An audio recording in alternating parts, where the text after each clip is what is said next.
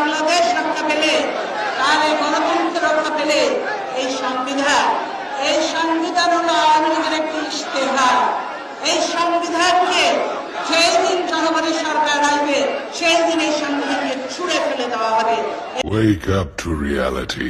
এটা বেগম খালেদা জিয়া উনি কিন্তু বলেছিলেন যে যেদিন জনতার ক্ষমতা এই সংসদে প্রতিষ্ঠিত হবে, যেদিন জনতার সরকার এই সংসদে আসবেন, সেদিন এই সংবিধান ছুঁড়ে ফেলা হবে।